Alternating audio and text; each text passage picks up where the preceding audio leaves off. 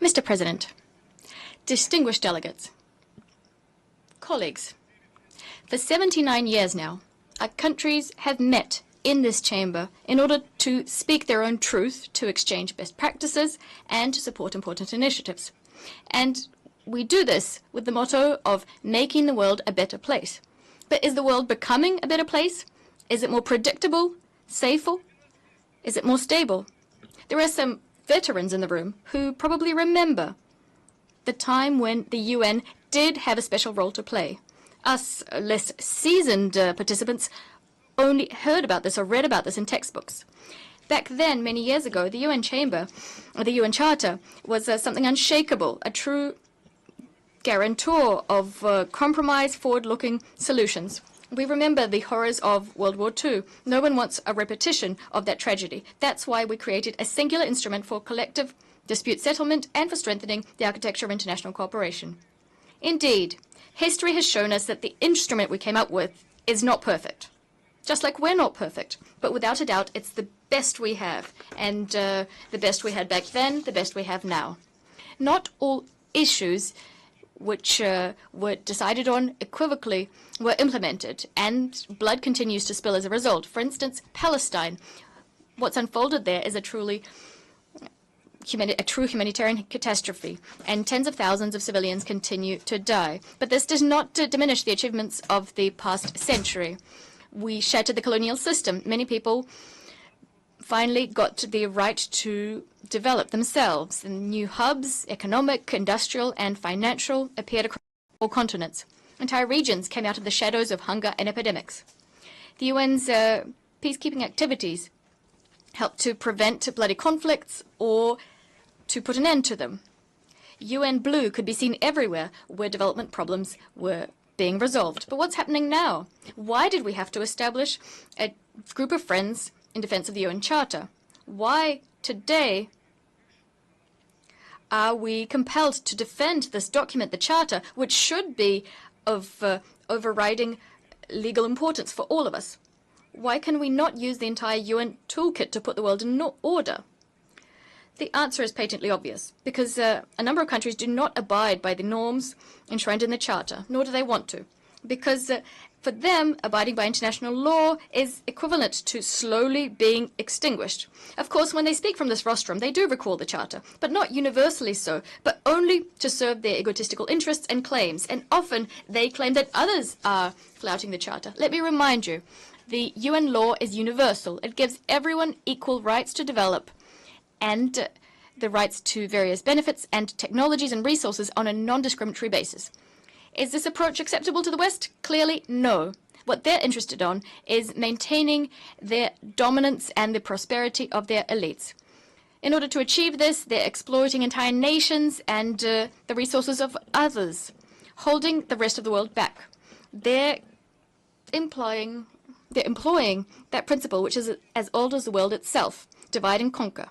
It's one of the roots of many of modernity's conflicts. All of the UN's principles are being put at the bottom of the pile in the interests of the vital interests of the US and their closest satellites. But if a state dares to enact their own policy to protect their people, if they try to throw off the yoke of external control over their resources, the West all of a sudden remembers all of these conventions, these paragraphs, and even the tiniest references at the bottom of them.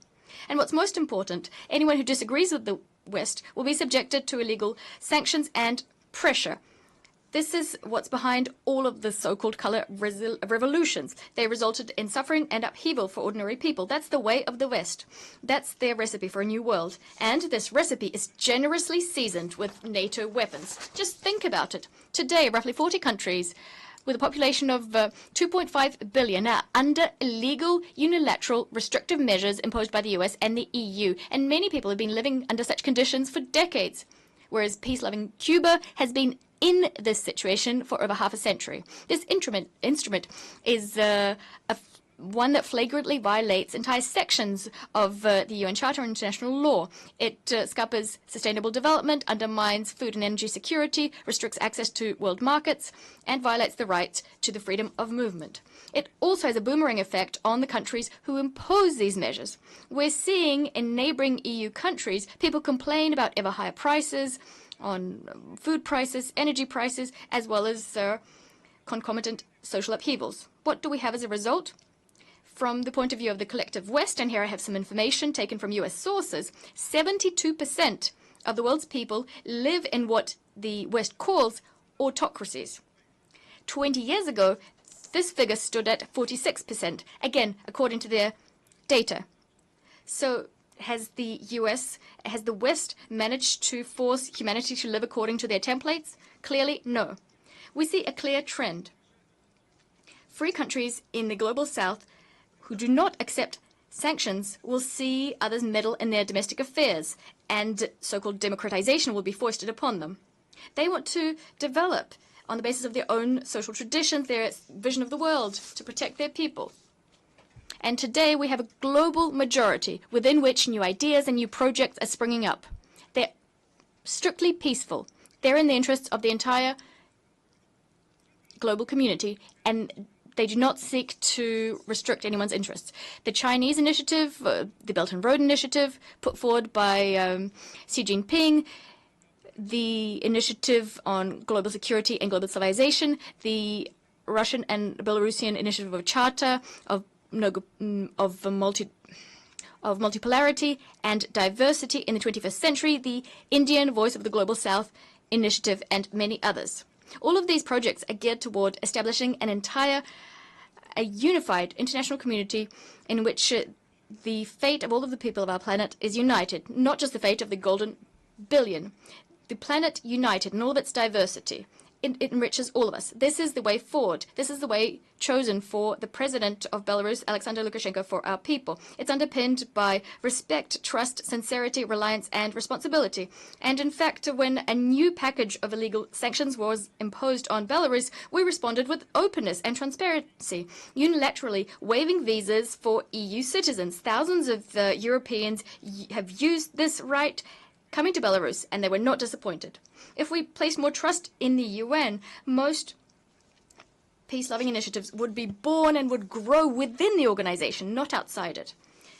At the same time, the world would not be threatened by fragmentation into political and economic blocs. A few words about the conflict potential of our planet. It might be somewhat unusual what I'm about to say. We're all used to third-rate series and YouTube videos. We're being taught to receive information in this simplistic way, forcing us to forget the truths which many humanists and great authors penned in the past. Therefore, I'd like to cite three Western authors, and I'd like to draw parallels with what's going on right now. A quote from Kings and Cabbages, O. Henry. The little opera bouffe nations play at government and intrigue until someday a big silent gunboat glides into the offing and warns them not to. An American ship. Next example, Graham Greene, The Quiet American, written not that long ago.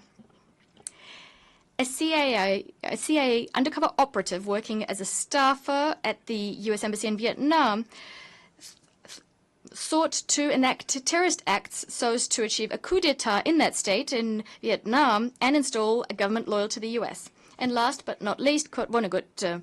Roughly 50 years ago, he wrote this, A Man Without a Country. He did not understand why the U.S. and the U.K. at the very end of World War II, when everything was already over, why they had to carpet bomb Dresden, razing it to the ground and burying in the rubble, under the rubble, roughly, in fact, several 100,000 people, children, women, and the elderly. We know why they did this, to make them fear the future. And this is very similar to what we're seeing these days, meddling provocations. However, we now see real American warships, and not just one, but many.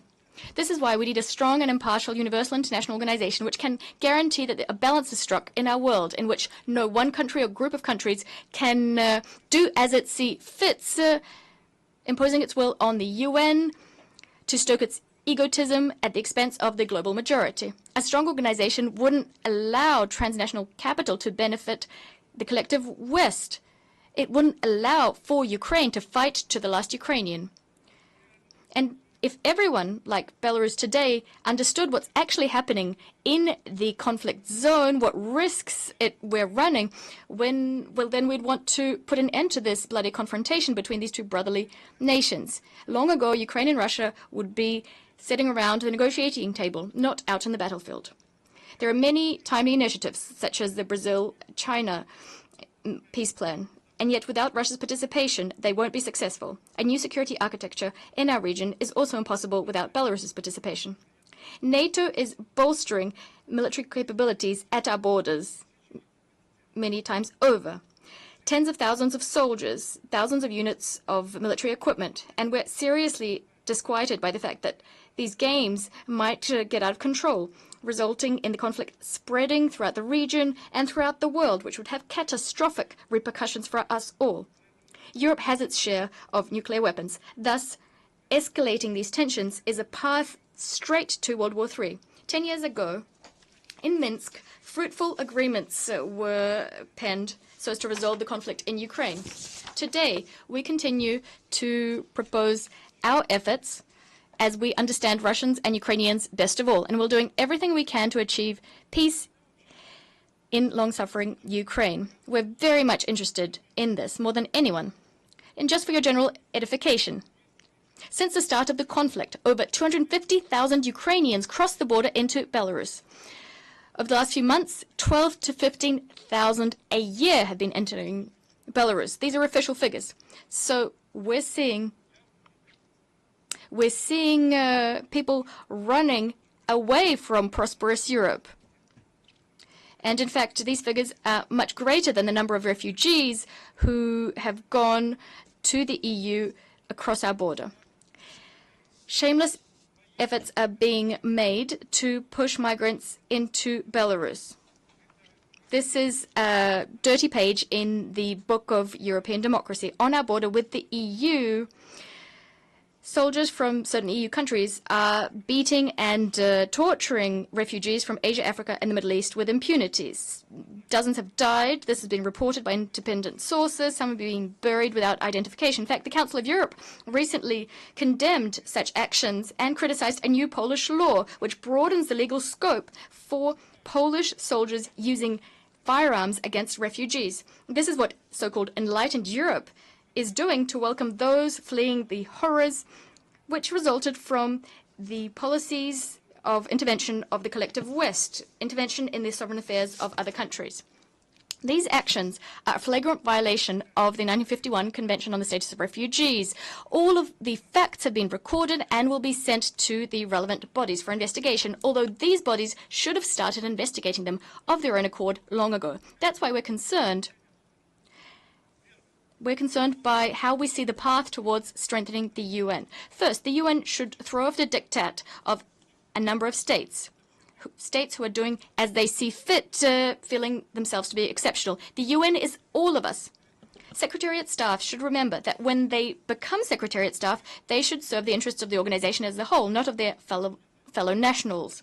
They should be objective, impartial, and independent. Second, the organization should support regional processes, because regionalism is a key reality in today's times. We constantly see regional integration bodies going from strength to strength, and this across the world. We're seeing the global majority, regional projects rising, BRICS, SCO, CIS, the Eurasian Economic Union, the African Union, ASEAN, many others. I talked about this earlier. The UN must align itself with these processes, helping them to interlock and develop. Third, last year, Western countries waged a dirty campaign to prevent Belarus being elected to serve on the Security Council. That's what we saw, that they fear our honest voice being represented on the Security Council. However, we'll continue speaking openly and directly about a whole host of global issues. We'll continue insisting that Security Council reform is enacted and that this reform is fair, because the voice of the Global South on the Security Council, it's our voice. This is why we believe what's necessary is Security Council reform by including developing countries in Asia, Africa, and Latin America. These countries are at the heart of global problems. They know better than anyone else how to resolve wars and conflicts in the developing world. Their weight in global affairs is much greater than it was 80 years ago as well. Fourth, the UN should adopt a principled stance regarding the unacceptability of unilateral measures. We should expect the organization to take serious and objective measures to assess the negative impact of sanctions on sustainable development. What's more is the UN's work to counter illicit sanctions should be systematic. A principled objective assessment of all instances of their use needs to be given. Fifth, we need to use the UN as a platform for effectively resolving growing transboundary threats. Belarus has always been in favor of a collective approach to these global problems, such as migration, pandemics, natural disasters, human trafficking. The list goes on. Outside this chamber, there is a counter, which shows how much is being spent on arms in real time. Trillions of dollars. And that's only the money that the UN knows about. We think the golden billion countries should use these trillions of dollars not to fuel yet more wars and conflicts, but to resolve vital problems.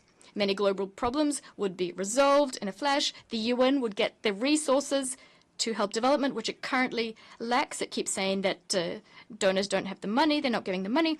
And at the same time, those who have self-styled themselves as hegemons will shoulder their responsibility to solve global problems. What's more is the UN should be the voice of states, without this voice being diluted by non-government bodies. After all, member states are the ones taking decisions. They're the ones responsible for the destiny of millions of people on our planet and are responsible for implementing all of their decisions.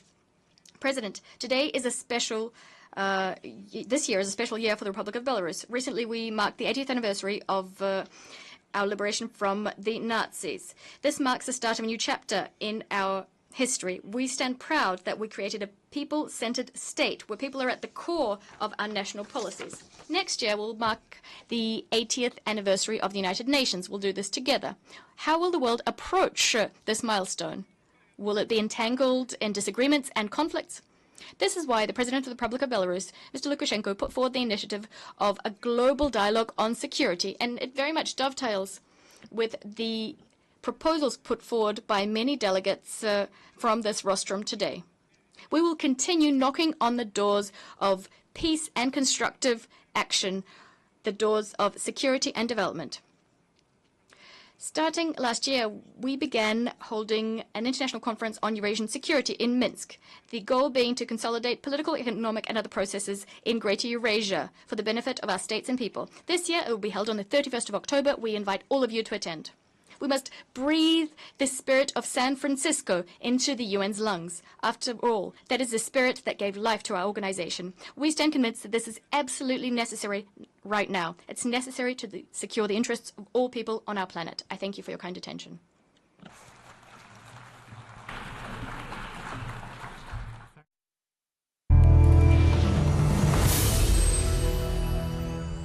People's mental health. The story